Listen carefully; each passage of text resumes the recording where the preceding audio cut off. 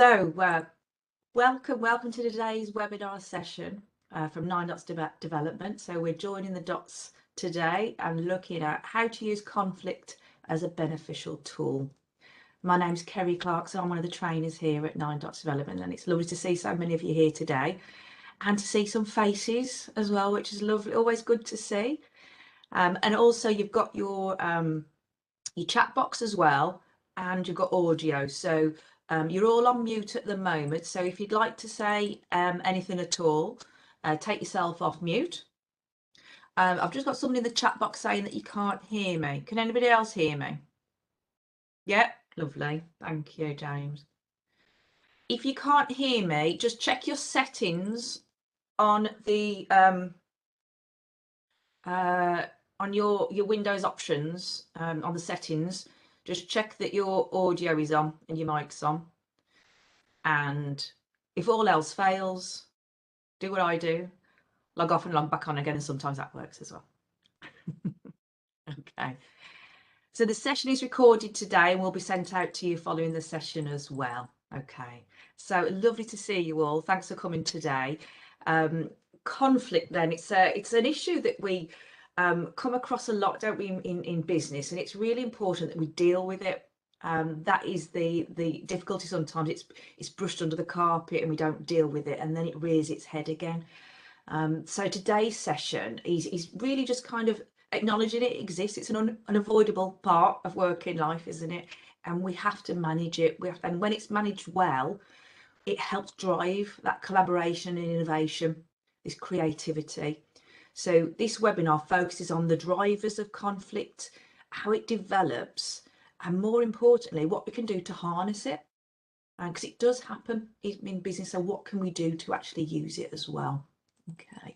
So again, I'm just going to pop the link for the handout in the chat box just for if there's any late joiners. So again, with the handout, it'll just ask you a few questions just to make sure that we can design any more webinars like this and actually make it to what you were asking for, what you were looking for as well.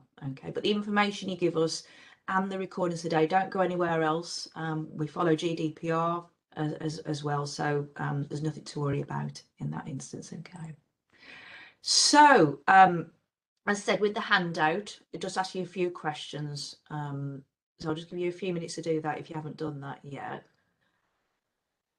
And with an interactive session, then what's really good is we've got lots of participants on today, which is fantastic to see.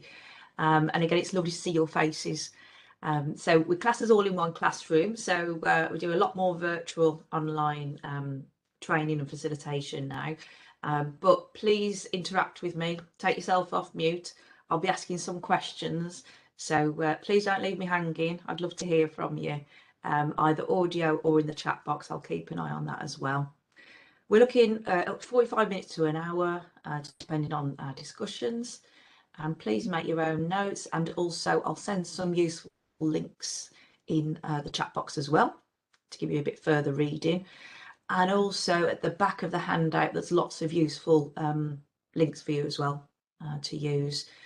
You've got the podcast as well that was sent out yesterday, and also you've got articles as well that will send you some useful information. Okay, so today's session then, let's look at the objectives. So we're going to look at how conflict develops then. How does it come about? Why does it come about? The reasons behind that, and what we can do with it. How can we manage it? How can we actually use it to actually benefit us as well? Okay.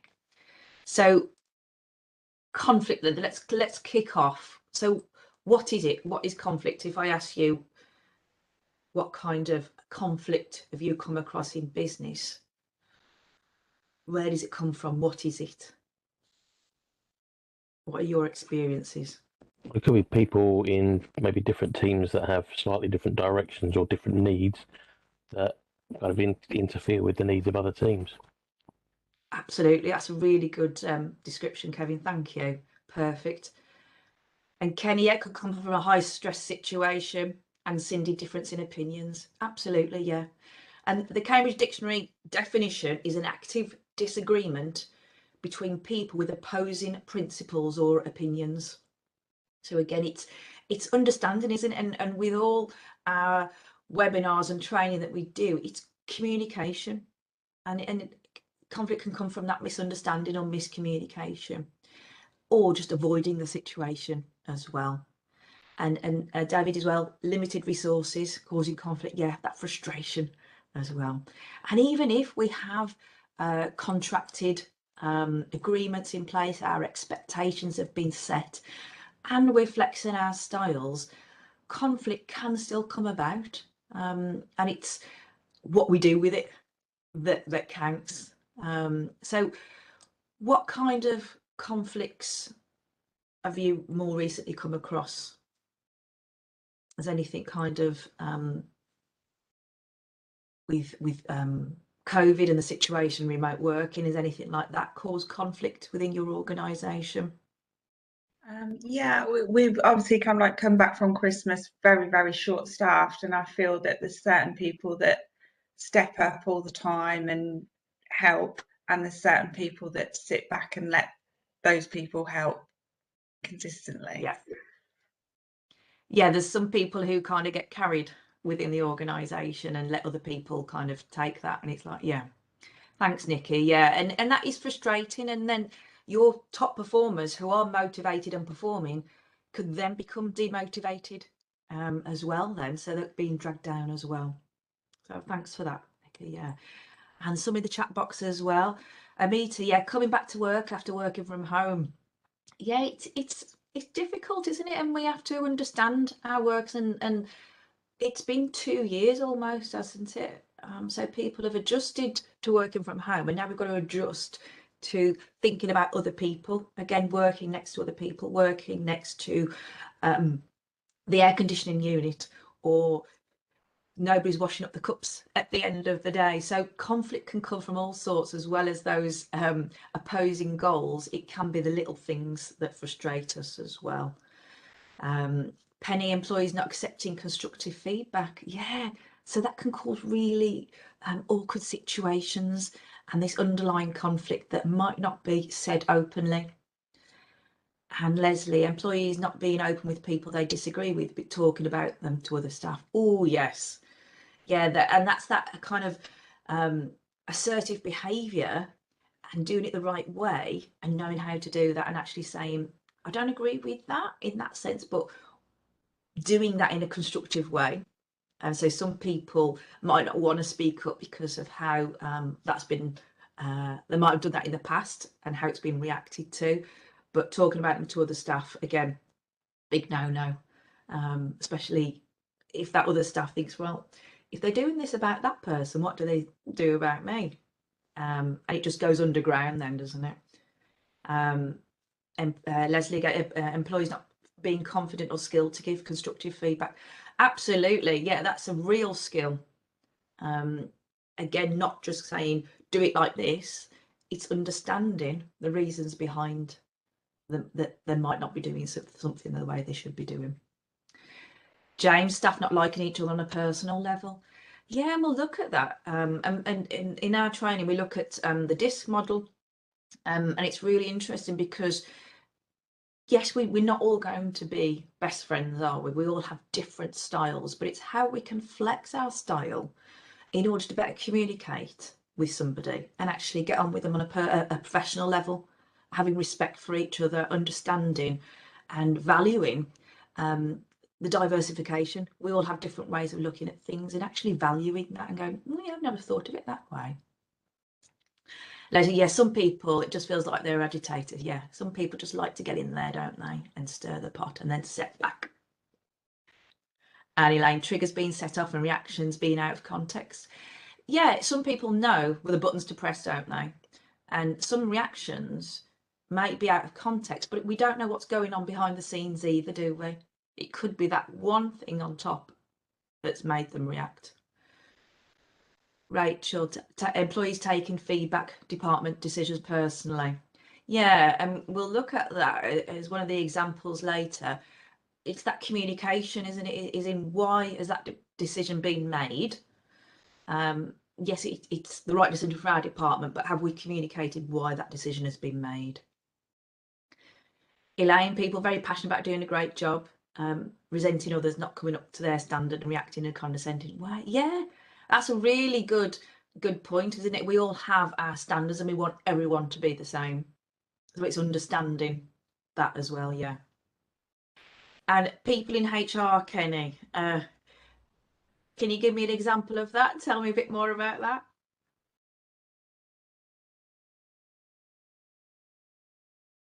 James, lack of passion for the job.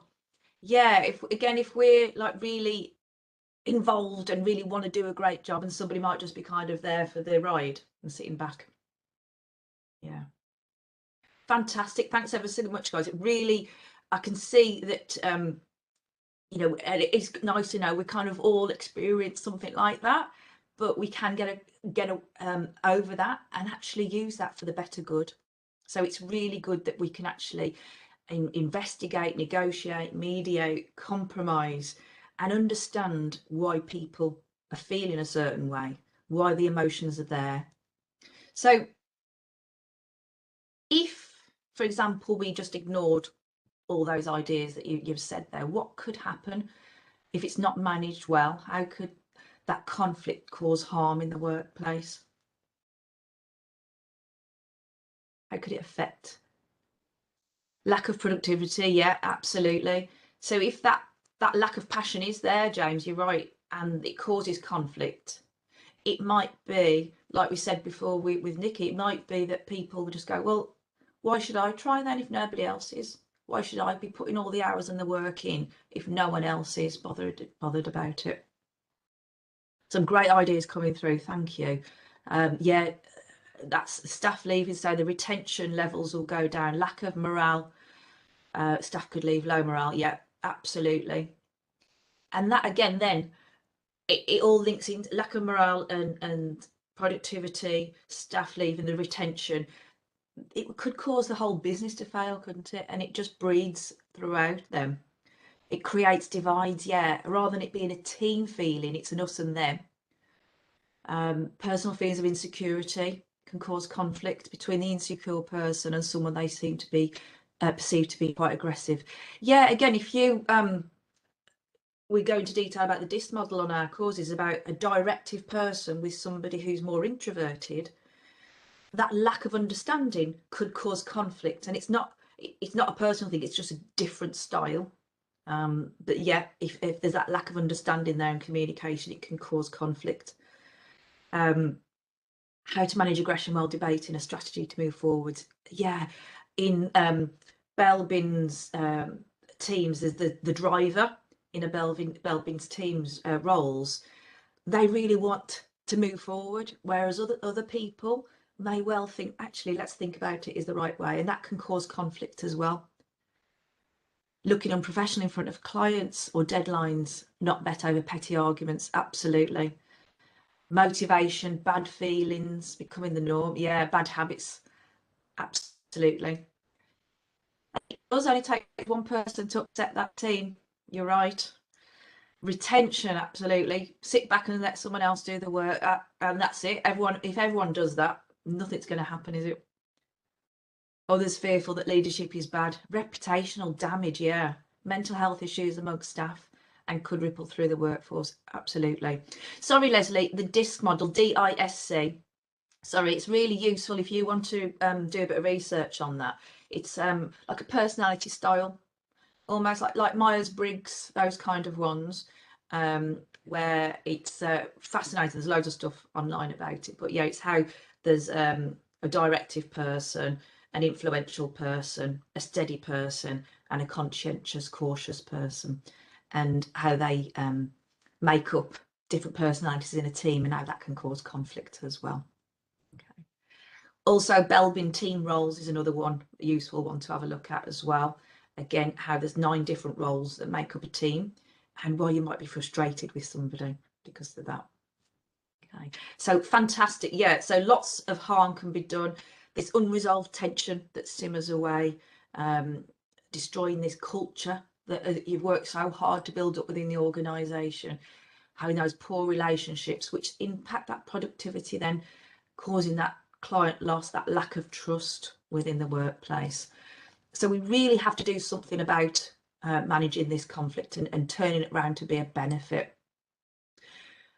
Another model that I'd like to share with you is Pondy.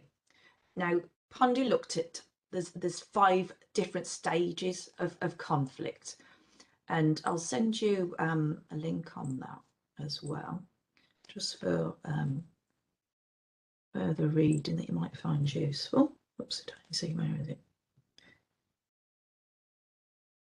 There we go. I've just let me just change the slides. I've copied and pasted into the slides instead. There we go. Have you got that on chat box? Has that come through? Oh yeah. So what Pondy looked at is this 5 stages. So the first stage being latent, and this is where there's a potential for conflict. So there's underlying factors present in the environment, but it's not really been acknowledged yet. So, for example, you put it on the chat box before, where there's a process that has been made, for example, in one department, but it's not been communicated to the other department yet. And this other department, oh right, so the change has happened, and so there's an underlying factor. So there's a potential for conflict because this other department isn't getting their figures now that they always used to. Okay, so there's a potential for conflict.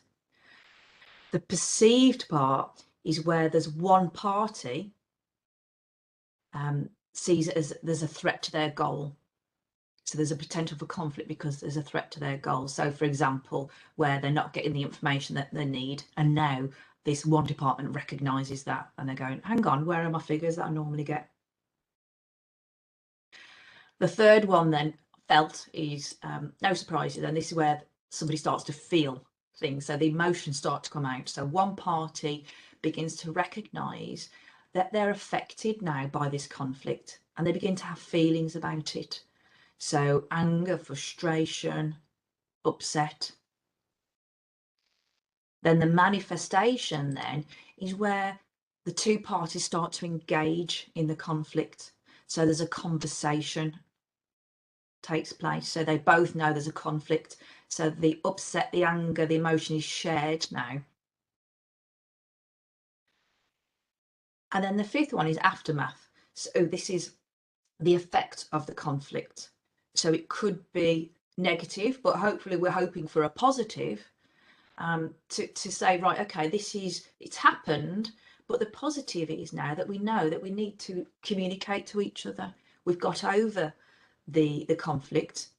The department said, I'm really sorry, I didn't realise that you use those figures.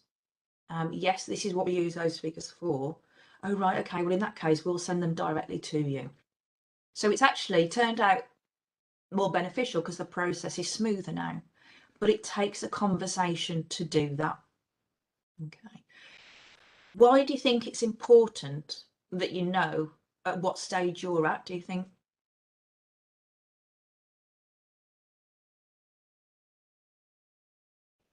So you can decide whether or not you're going to be proactive about something and put things in place to avoid it getting worse, or then actually realise who's doing what so that you can deal with that person specifically. Absolutely, Kevin. Yes, thank you. Absolutely spot on. And Ashley, yeah, to know how to manage it. It's managing ours and others' expectations, recognising where you're at so the issues aren't built up, and also you're averting the conflict before it gets to the manifestation. So you can talk it through before the conflict and the emotions happen. Perfect. And Amita, yes, some people take it personally for not being told. Yeah, I mean, in the training that we do, communication is a thread that goes all the way through.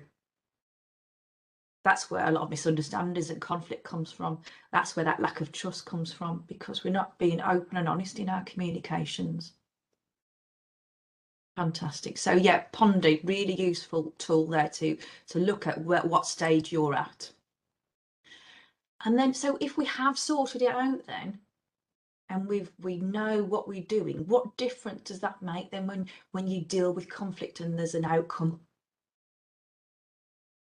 What's the point of dealing with it? Happier team, absolutely. Absolutely, it's a nice place to be, isn't it, Ashley? Yeah, happy team. Phew, Kevin, yeah, relief and better relationships. Moving forward positively, yeah. Whole team is relieved and wants to join in. Yeah, absolutely relieved. Better working environment. Less toxicity. What easy for me to say. Toxicity. Less toxic workplace, yeah. Sometimes these stages can escalate quickly without chance to manage it. They can, John, you're right. Be like that, can't it? You're right. Or it could be over a year and it gradually builds up. So yeah, absolutely. So yeah, this better working relationship, more understanding, more considerate of each other. If it's happened once, maybe we'll actually think, oh, we need to let so and so know so it doesn't happen again. We're making sure we have this culture of communication so this conflict doesn't happen again. And what's really great is we have better ideas, this diverse thinking. And Terry, yeah, respectful working environment. We understand each other's goals, each other's pressures. Perfect. Okay. So, anyone recognise this model? Yeah.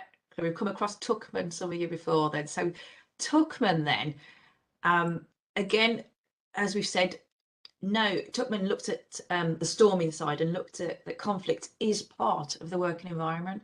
And actually, we have to go through that storming stage in order to be this top performing team. If we don't go through this conflict and storming stage, we're never going to get there. So yeah, it's as we said, it's an important part of it, and it irons out those issues. It's a natural thing, conflict in a team, in a working environment. But the idea is by going through the storm, we can clarify things, we can move forward.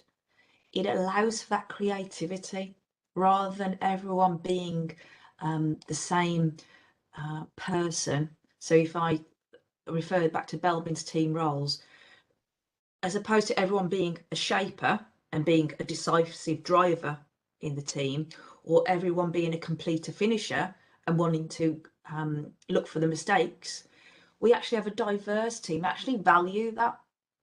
And actually, it's great that you think differently to me because you spot things that I don't. And actually, instead of fighting against it, you actually value it. We all have our own ways of doing things, but it's actually embracing that. Because if we put a group of people into one pot, they're going to jostle for that position. They're going to go through this storming stage until those roles have been established. So just a quick reminder, summary for you, that forming side then is all polite. People don't know each other. People don't know their role, their objectives. They don't want to make a fool of themselves. So they're very polite and reserved. So this is kind of like, it's a nice place, but it's almost kind of too nice because no one's saying anything. No one's actually saying what they're thinking, which leads us to this. This is why we have to go through that storm of challenging behaviours, challenging communication, maybe even challenging the manager and leader until those rules have been set. This is why I'm asking you to do this. Again, coming back down to that communication, trying to stamp out those subgroups, being professional in behaviours, and then setting those ground rules lays the foundations for that norming behaviour, where the behaviours are aligned, people start to trust each other, and communication is professional. And then we start to see this great performing team. People trust each other, share information, support. They're not insecure about sharing ideas and looking outside of the team for ideas rather than closing ranks. And then the mourn or adjourn is when someone leaves or joins the team again, and it starts again. So we never, it changes, and that's the key, is that the team is going to be at different stages, and it's knowing where you're at and changing your behaviours based on where your team is at and how you can move them forward. Okay? And one of those ways is managing this conflict rather than pretending everything's okay. It's actually listening and dealing with that conflict. So the reasons and drivers for conflict, we've mentioned before already, and there's usually 5 different ones. So see if any of these ring a bell with you. So facts then. So there might be a bit of conflict about we disagree over a bit of data or information. Different ways of working, so different types of processes. No, we do it this way. No, I do it this way. Mentioned right at the start that we might have different goals. We might be working in the same organisation, but we have different goals. Different work cause, as in like our values and beliefs, why we're coming into work. And then that I've mentioned previously with the DISC model, or Myers-Briggs that you might be familiar with, is the personality or Belbin's team role style. And again, valuing that that person's an extrovert, valuing that that person's an introvert, valuing that that person is task driven, and valuing that person is people driven. We need that mixture within the team for it to be a successful, high performing team. So let's look at some scenarios together and see what it is that this conflict is focusing on. So, sorry, Leslie, yeah, I've just seen your chat box. It feels to me that power is a key issue around the reasons. Yeah, especially in Tuckman, people are kind of jostling. Who's got the power? Who's got the influence? Definitely. Thank you. Right, then let's look at the first scenario then. A person from the risk department in an organisation then is talking to someone from the marketing department. And they say, I've looked at this marketing document and we're at risk if we send it out as it is. What do you think the reason behind a potential conflict is there?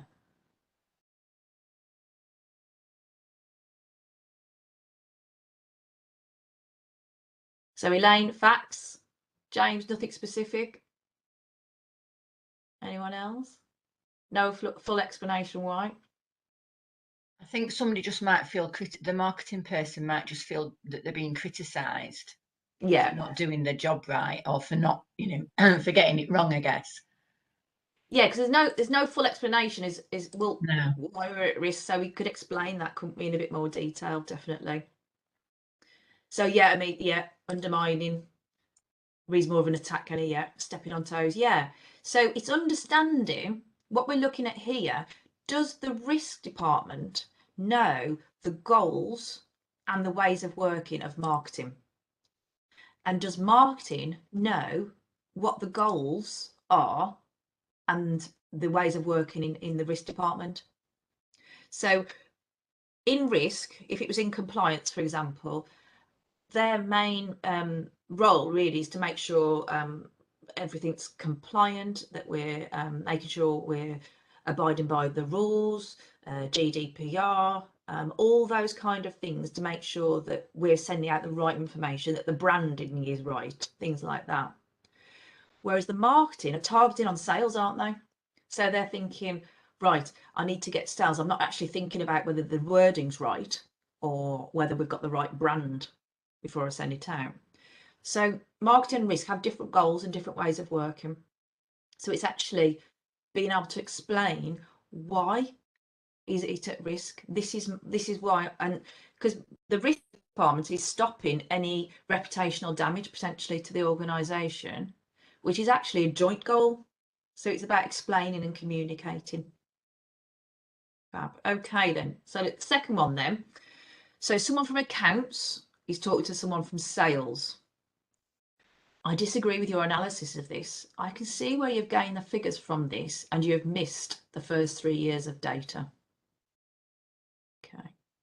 So I appreciate it's very direct, but it's only because we've only got so much time and space on the screen. It'll be a longer conversation than that. Spot on, Kevin. Yep, it is facts. Disputing the relevance of, yeah. So Terry, many employers see conflict or at least competition between departments as a benefit. Many employees also see conflict as a benefit. Whilst workers are fighting workers, they are not fighting the bosses. Yeah. You're right. Again, it comes down to understanding what each department is there for, and without them, we'd struggle as an organisation. It's almost like it's that the team, understanding the team and your role within the team, but also the bigger picture, your team as part of the organisation and what the organisation goals are. So it's almost like that cascade of objectives, the strategy, which then filters down and cascades to the department's targets, the team's targets, your target, and how you filter in to the whole of the strategy. Anita, was it communicate effectively what you actually needed? Yeah, again, it might come back down to communication. He might not have realised he missed the 3 because that might not have been asked for. So again, conversations, definitely. So 2 colleagues in an open plan office, and they need to work as a team. One colleague says to the other, I need to work with others to be able to bounce ideas around and get new information. You just don't seem to want to do that. Instead, you prefer to sit with your headphones on. So which ones do you think it might be?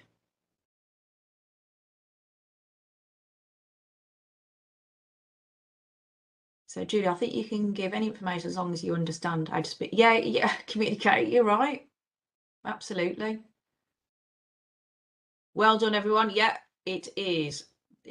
Personality and ways of working. So again, some people are extroverts and get energy, and they're kind of solar powered. They get energy off other people. Some people are introverts and what we call battery powered. They're energized from having internal thoughts and ideas, and they will only say that once it's been thought about and reflected on. Extroverts will speak to think. So it's understanding and actually explaining, and again coming down to communication, saying yeah, well, great, we'll do that in the morning, then in the afternoon we'll have some quiet time. It's that compromise, isn't it? But if we don't talk to each other, we'll never know. And last one then, again, working in a team, one of the colleagues say to the other, you should be more dedicated. The reason we're here is for the clients. You seem to just want to do the work and go home. So again, we've looked at this lack of passion could be a cause for conflict. So what could be the reason here then out of that list? What's the Daisy? Absolutely. Yeah, spot on.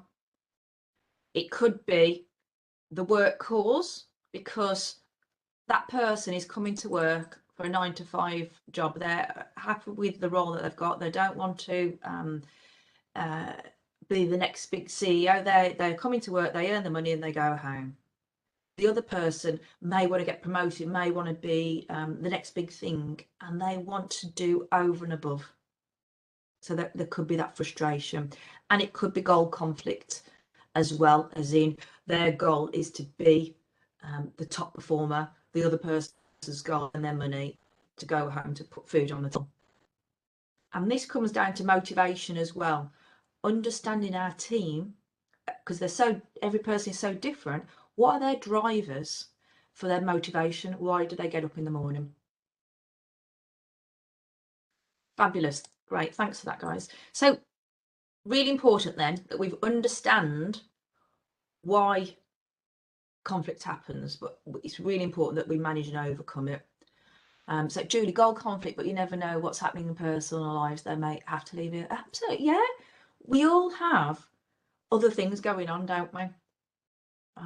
Work is a huge part of our lives, but we all have a huge life outside as well, other things. So yeah, be kind, yeah. I think some people are so passionate about the work we do, yeah, that we struggle when others. Yeah, you're right, because you want to make a difference. And yeah, it's that again, it's that motivation. When you go home at night, what drives you to do over and above, or wanting to do the best that you can do to make a difference? Thanks for sharing, guys. That's great. Okay, then let's look at some ideas for overcoming them. So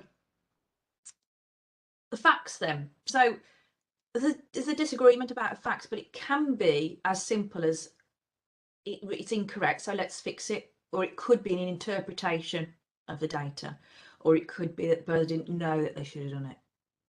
So again, it's easily fixable because you can go and check and see if it's right or wrong. But again, it's ensuring they understand the purpose and the interpretation. The ways of working, again, you've got two ideas, two different processes of doing things. It might be that that person has never thought of that way of doing it. You could show them, they could show yours, and actually we decide to disagree. You carry on doing that, I'll carry on doing that. Or it might be we never looked at it that way before and actually realise that that's a lot easier. Goal interest then. So again, it might be the ultimate goal is the same as in the strategy of the organisation, but to get there we have different routes. So it's understanding and seeing it from their point of view. What are their responsibilities? What are their pressures? What are their objectives? Rather than fighting against each other, how can you support each other to get each other's goals and objectives? And this is something called like perceptual positions by Peter McNabb. It's actually asking a certain set of questions as if you were that person and understanding it from that person's point of view. What are their pressures?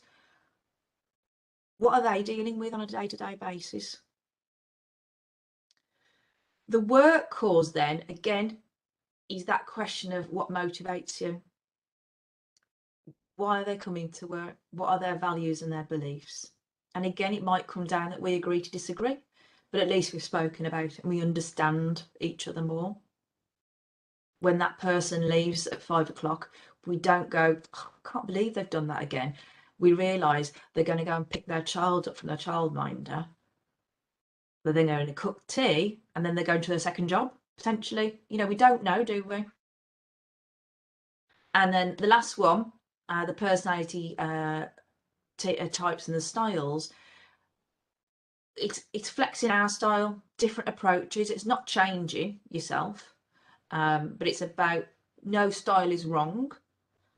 It's about how can we better communicate with somebody. So if that involves us flexing our style and being less directive or more personable, more approachable, if the end goal is that there's no conflict and we get a resolution and we communicate better, surely that's worth adapting and flexing your style rather than you digging your heels in and being, no, I'm not moving, I'm right.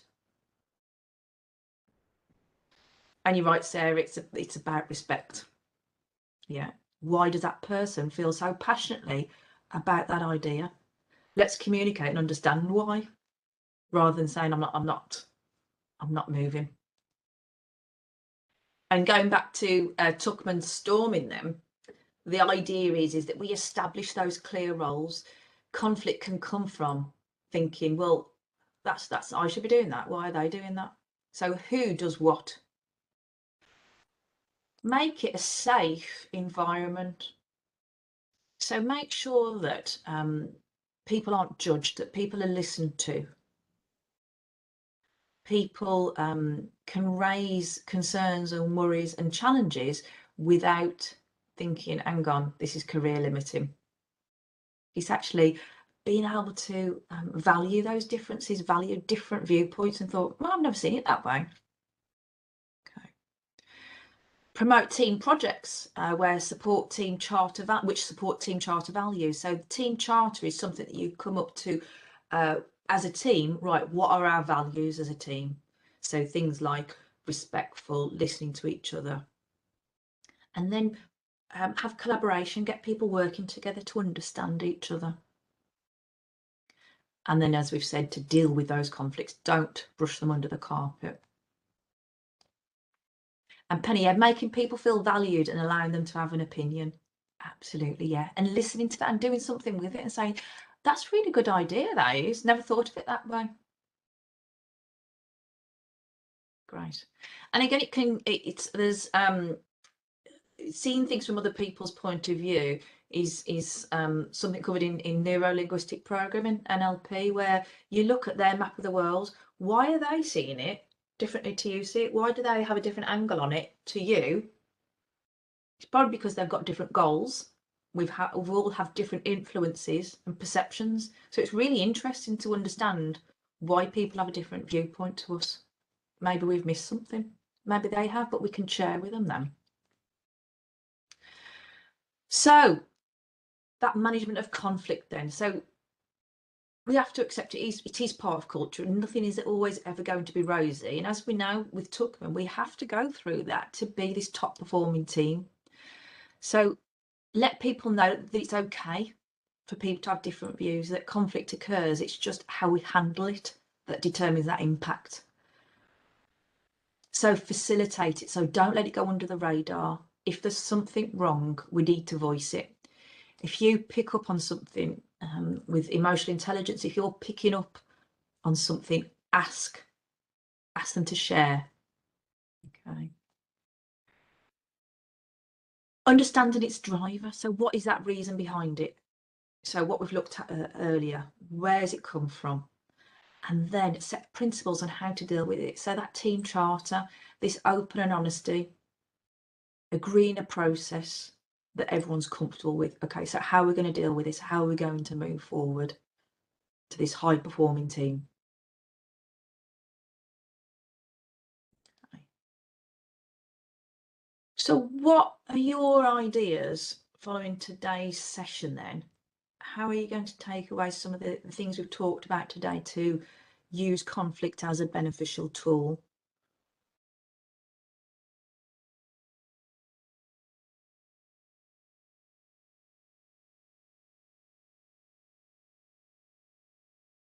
Either on audio or chat, however you prefer. So a meter, yeah, address it head on, so not overthinking it. Yeah, absolutely. And that'll be better for everyone. The sooner you do it, the sooner you can move on and be a high performing team again. Absolutely. Cindy, spot on. Everything comes down to communication. You're right. Conflict comes from a miscommunication, misunderstanding. So we can just nail it, nip it in the bud. Elaine, some good, great, useful discourse used on here. Fabulous. Share objectives and invite discussions for improvements. Absolutely, yeah. Feedback is amazing. You can do something with it, can't you? Absolutely. Look to establish a set of team values and structured roles to reduce conflict that currently occurs. Yeah, absolutely. So setting it up at the start. So this is how we do things in our team, but get them to produce it rather than you say, right, these are our team rules. This is our team charter. It's okay. It's our team. Let's come up with some ideas. So they own it then. Appreciate other people's ideas. Yeah, it's fantastic. It's things that you might not have thought of. Not avoiding it's over yet. Get everything out in the open. Stephanie, yeah, can invite line managers encourage communication and discussion in their team meetings? Yeah, you know, it's some people think, oh no, there's conflict. We can't have that. We can't let other people see that there's conflict. It's healthy, right? You're always being in the forming stage and having these conversations that don't actually lead anywhere.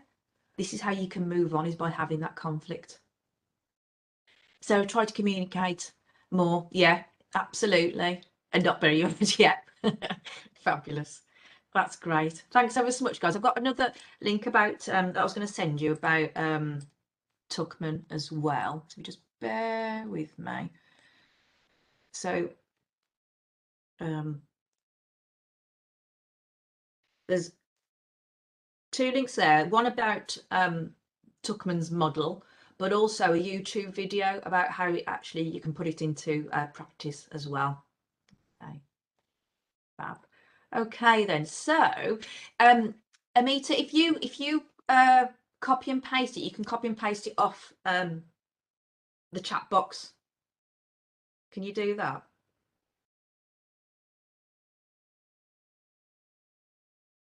Yeah, great, cool, fab. Okay then. So, any questions and comments on anything we've done today? Do you want me to go over anything? Has it been useful for you? It's been really useful, just having some of those ways of thinking through how to manage some of the stuff. Really good. I think the thing for me that I'm still left wondering about is, for us, the conflict kind of happens where people who are kind of lower down in the organisation, if you like, there's like a power imbalance for them, and so they do this kind of covert manipulation around people that they want to, that they're not happy with, or that they feel disgruntled about, or whatever, and go around kind of getting loads of allies to side with them and that kind of thing, rather than, and I know it's, I don't know whether it's about power or whether it's, you know, they're not feeling that they can challenge their own line managers, or whether they just kind of want to agitate. I'm not sure what's going on there, but there's something about the kind of power within your organisation. We're not a massively hierarchical organisation anyway, but it feels like that's one of the dynamics that's playing out a lot of the time.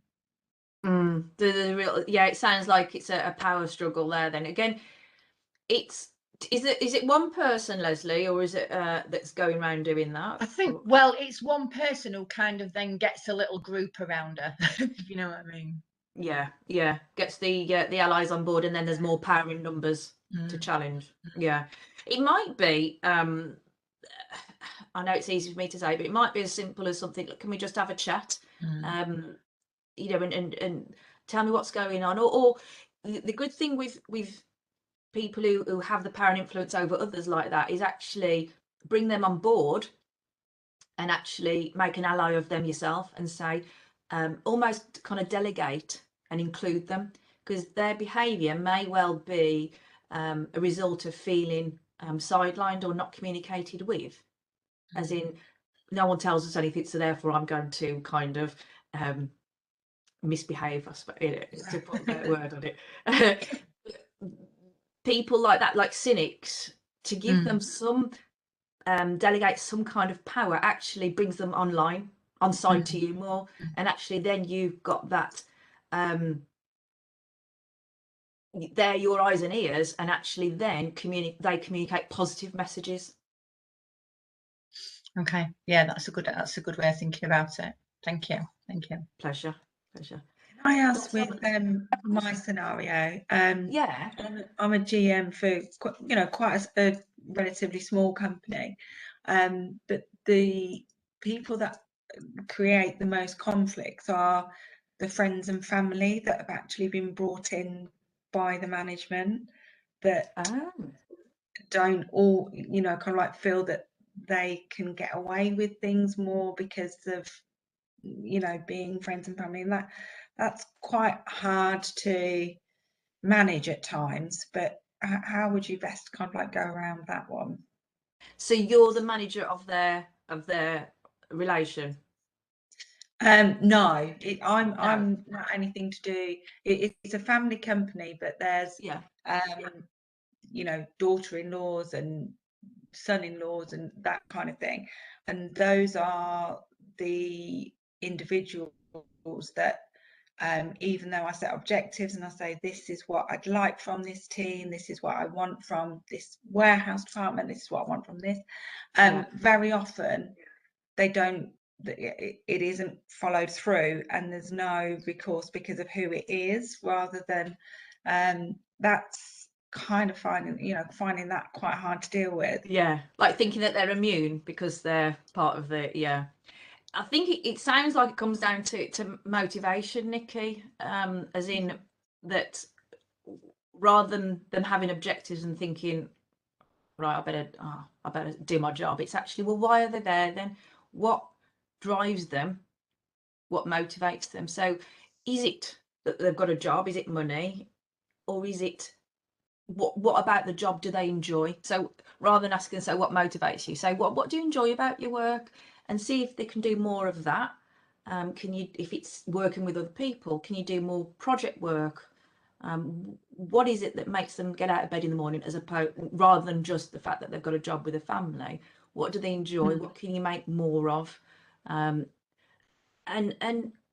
it's that open and honest conversation, and say what is it about the job that you enjoy? What can I do to make you enjoy it even more? how committed are you to the job? What's your plans for the future? It's that kind of cards on the table kind of thing. Let's have a chat about where things are going. Have they got a development plan or anything like that? No, I'm trying to kind of like work with the Chamber of Commerce to bring some kind of like training course and development in. And yeah, I do try to work with their strengths. I try to give them projects and things like that. But there's also the day-to-day that I just feel they're coming in and coasting, and that's sometimes quite hard to, you know, kind of get over. Absolutely. And then, of course, that might ruffle some feathers with the other team members then. It is, yeah. Definitely. Cindy's got a good point there about a lack of support from above. Do they know the situation, your managers? Yeah, so my director, obviously, you know, he knows where the I suppose the you know, slight pitfalls are coming from. But again, it's kind of like there's a bit of, I think someone mentioned it earlier, burying the head in the sand about who it is, where the reaction would be maybe different to someone else, and that's leaving a bit of inconsistency, which I don't like the feeling of. So the other idea about is do you have do you do like 360 reports in like one-to-ones?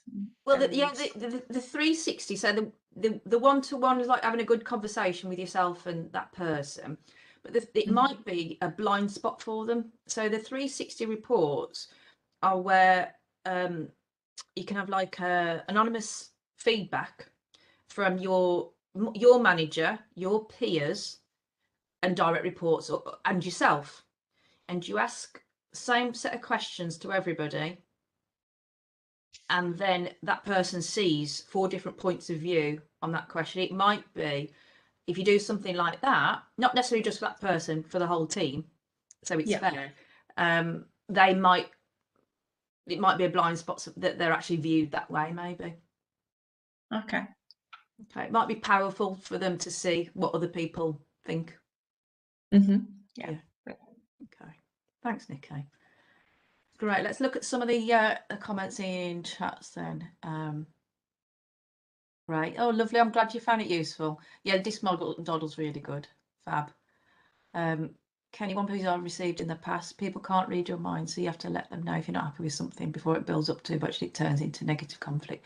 Absolutely, you're right. Some people, again, emotional intelligence, some people have it, some people work with it and learn to get more emotionally intelligent, but some people are totally unaware of their impact on other people. So sometimes it's good just to share what you're thinking. Absolutely. And yes, the recording will be sent out to everyone, David. Yeah. Wow. Okay then, guys, thanks so much for your time today. I'm going to ask you a favour as well. There is going to be a bonus resource pack sent out to you. So lots of information in there, including the recording of the session. So there's a little poll, just a couple of questions I'm going to ask you to fill out on the screen now. So if you could just do that, it just take you a few minutes. And also we'll send you an email after the session with the recording as well. And then also in the chat box, I'm going to send you a few links that you might find useful. So the first link is about our blog. So lots of useful information on there that we have. So you can sign up to that. And on this one is the link to all the webinars. So all the ones that are coming up. So you can sign up to those. This one is amazing that you can get 95% funded training. So you only have to pay 5% of that training as your organisation. So there's a brochure on that one, and then this one is the private training. So again, lots of useful information there, free training, paid for training, whatever it is that you're looking for, we can support you and help you with that. So the next one coming up then, I'll see you on the 24th for effective one-to-ones and appraisals. And then 10th of March is the 4-step framework to coach people to their potential. So lots of juicy models in there as well for you. So thank you ever so much for today. Any questions that I can help you with? Can I just check, did you say that you're going to send these slides out to us with all those links on and everything? The links are all in the chat box, Leslie. The ones So if that were you on the slides just now? yes, yeah, that's it. Yeah. So if you go on the chat box now, Oh, if you right. put your cursor on the chat box and just copy and paste, All right, yeah, I can see. yeah, okay. Yeah. Got it, yeah. Brilliant. And you'll get the recording and you'll get a resource pack with all the information in as well. Fabulous, thank you. Okay, pleasure. Any questions at all? Anything else I can do to help? Thank you. Thanks, James. You've still got time to do the poll as well if you haven't done that yet. So we've just got 2 minutes left on that. If you've done that, that'll be great. And thanks ever so much for coming today. And I'll hopefully see you in a couple of weeks' time. Brilliant. Thank And you. enjoy the rest of your Very Thank much. you. Thanks very much for your time. Thanks for coming. Enjoy the rest of your day. It's beautiful and sunny You here. too. Thank It's you. gorgeous here Cheers. too. Yeah, it's lovely. Bye. Bye, everyone. Thank Lovely to you. meet Thanks. Nice to see you. Oh, thanks for my round of applause, Kevin. I like that emoji. Nice one. you. Thank you. Thanks very much. Cheers.